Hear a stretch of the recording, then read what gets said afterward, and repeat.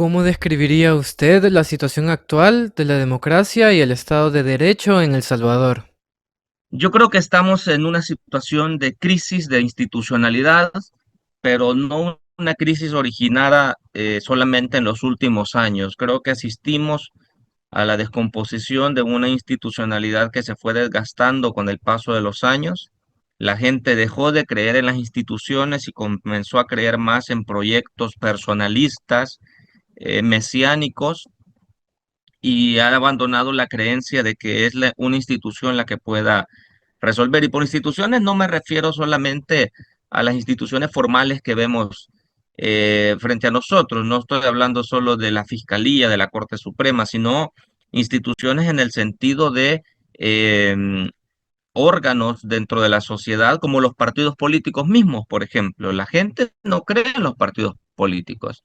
Eso es lo que originó que el candidato Nayib Bukele en el 2019, aún sin tener un partido político fuerte que lo respaldara, ganara en primera vuelta una elección, porque ante nosotros están tumbándose todas estas instituciones. Otra institución es la democracia misma. La gente cada vez tiene menos interés por defender a la democracia, ¿no? Prefiere soluciones inmediatas, soluciones autoritarias, abandona los procesos institucionales. Entonces, todas estas cosas no son nuevas, se han venido acumulando. Lo que tenemos ahora es el resultado de esta acumulación histórica de descontentos que no fueron canalizados ni atendidos de la mejor forma, y la gente pues busca soluciones inmediatistas, ¿no? Entonces eso es lo que creo yo que está pasando ahora mismo.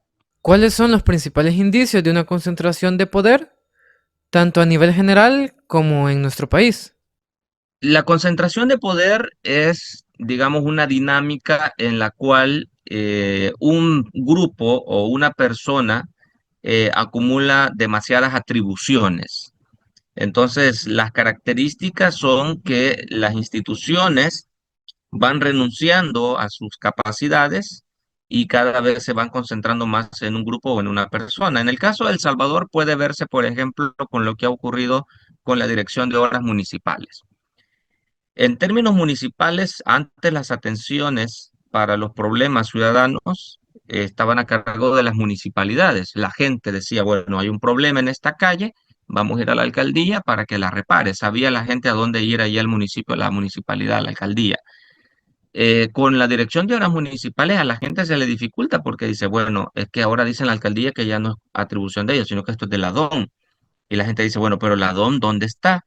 Si es un cantón allá en el municipio de Corinto, en Morazán, y la gente dice, bueno, pero es que la DOM está allá en San Salvador. ¿A dónde vamos a ir a exigir esto? ¿Quién es el director de la DOM? Entonces, las características de la concentración de poder pasan por todas estas atribuciones que se van concentrando, se van acercando más al centro de poder.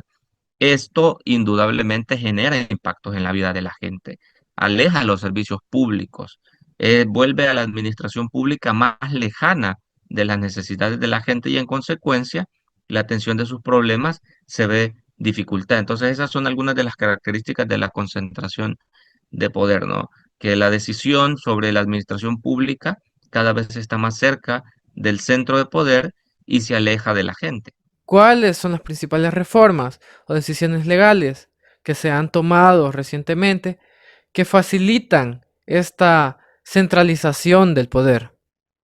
Fíjate que desde el 2019, que el presidente Nayib Bukele llegó al gobierno, hasta mayo del 2024, se acumularon una serie de decretos legislativos, más o menos 1.500 decretos legislativos que propiciaron una concentración de poder en el presidente. Por ejemplo, desaparecieron instituciones o algunas instituciones se les quitaron competencias y se trasladaron al Ejecutivo.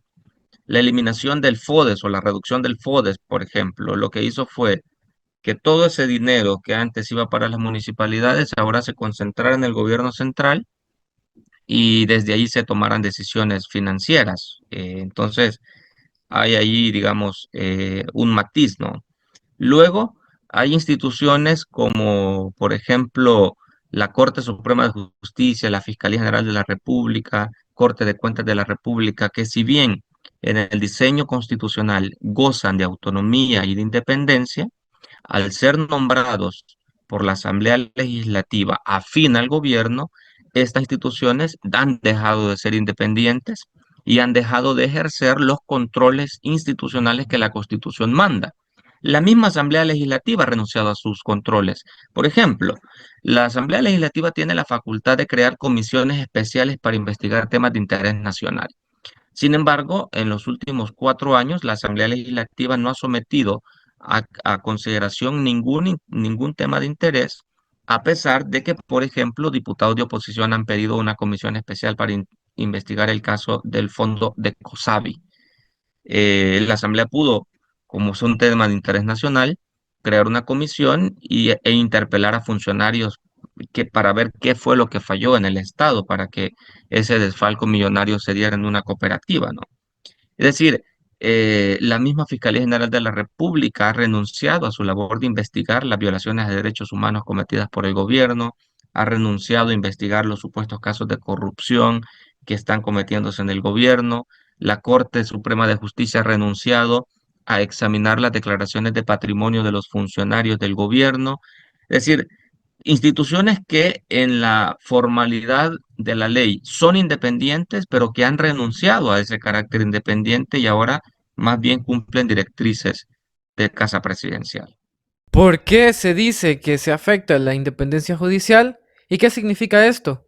Mira, la independencia judicial es una garantía primero para los jueces de gozar de estabilidad en el cargo y de resolver los litigios y los procesos judiciales con base en la prueba que está en los expedientes y no con base en presiones políticas o particulares.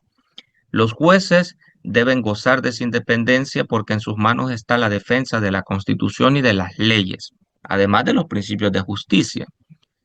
La Constitución de la República establece que los jueces se deben únicamente a la Constitución y las leyes. Sin embargo, en el caso de El Salvador, a partir de la destitución de magistrados de Sala de lo Constitucional en 2021 y del decreto 144 que depuró a una buena parte de los jueces del país en agosto de ese año, se dieron duros golpes a la independencia judicial y hoy el nombramiento de jueces y la remoción de jueces en la Corte Suprema de Justicia no está siguiendo ningún procedimiento legal ni constitucional.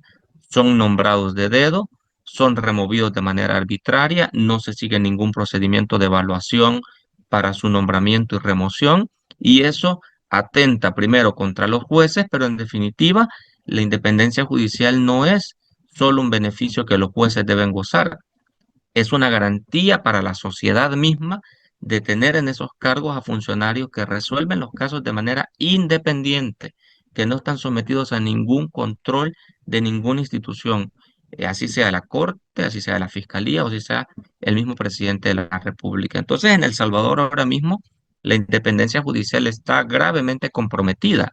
Los jueces tienen mucho temor de resolver los casos, sobre todo aquellos en los que el interés mediático del gobierno está de por medio. Si los casos alcanzan una connotación pública y el gobierno tiene algún interés en ellos, los jueces tienen mucho temor de resolver de manera independiente porque a la vuelta lo que encuentran son traslados o reprimendas, ¿no?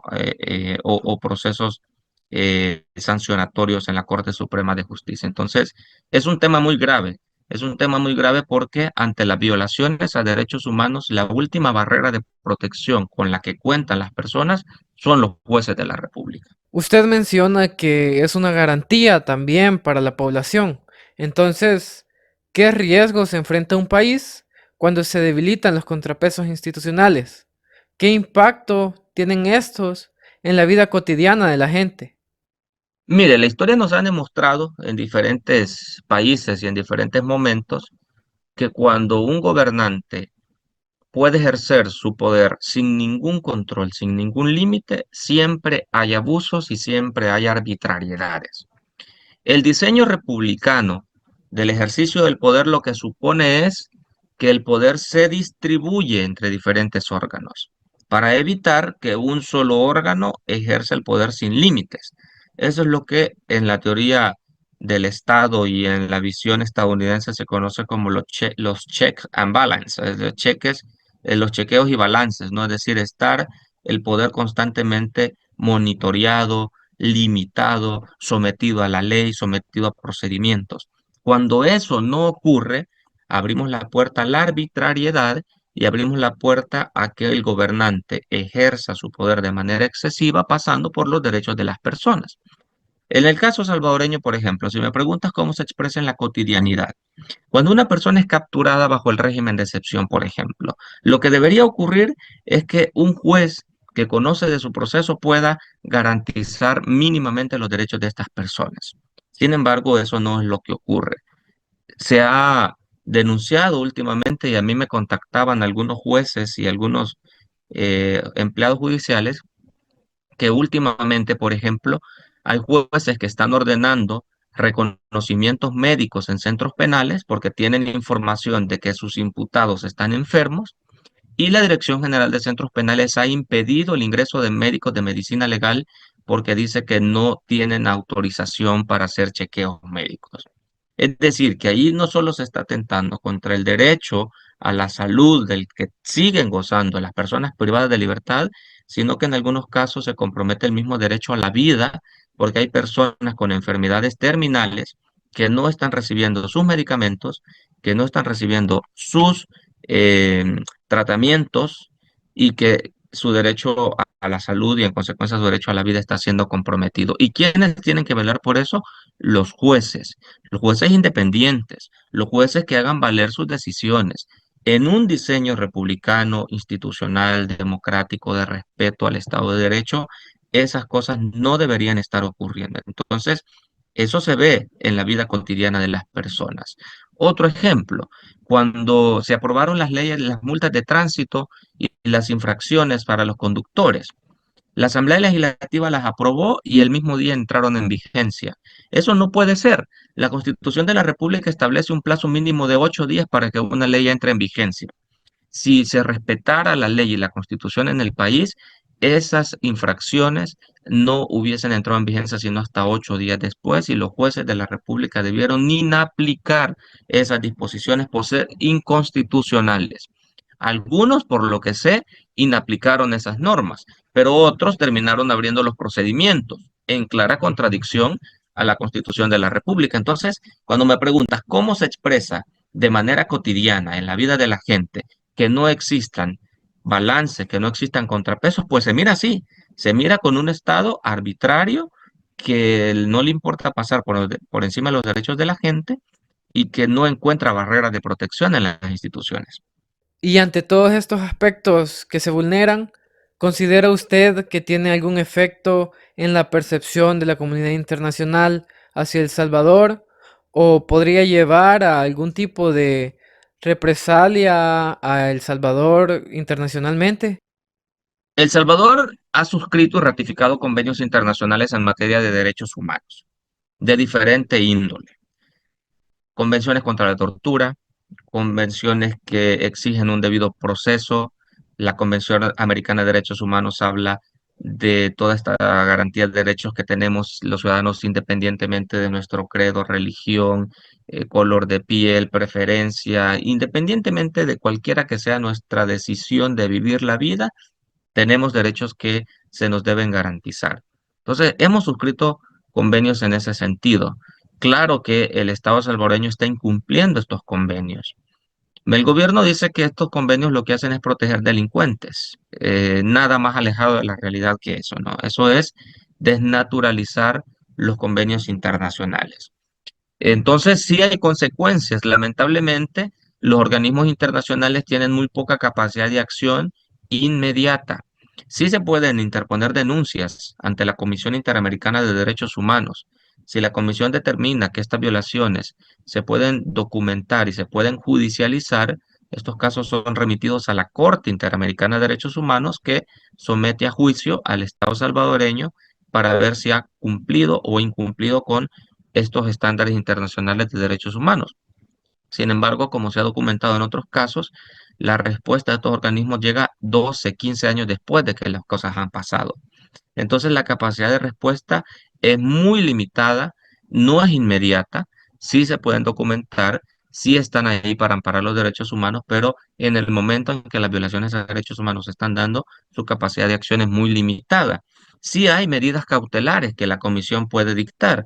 De hecho, en El Salvador, por ejemplo, se han dictado medidas cautelares de defensa de defensores de derechos humanos y de periodistas, instando al Estado a garantizar sus derechos, el libre ejercicio de la prensa, el libre ejercicio de la libertad de expresión, la protección a defensores de derechos humanos en su participación en el territorio. Sin embargo, el Estado desoye estas recomendaciones, ignora estas medidas cautelares y la capacidad que tienen estos organismos internacionales de imponer sanciones, como digo, es muy limitada. Los, los organismos lo que hacen es pronunciamientos, llamados de atención, condenas públicas. Sin embargo, los estados pueden ignorarlas sin enfrentarse a consecuencias inmediatas. Es lo que ha hecho Cuba, es lo que ha hecho Venezuela, es lo que ha hecho Nicaragua, es lo que está haciendo Israel, por ejemplo, en el genocidio que está cometiendo en Palestina, es lo que ha hecho Rusia con la invasión a Ucrania y los crímenes que está cometiendo. Lamentablemente, estos organismos carecen de estas posibilidades de hacer cumplir sus decisiones.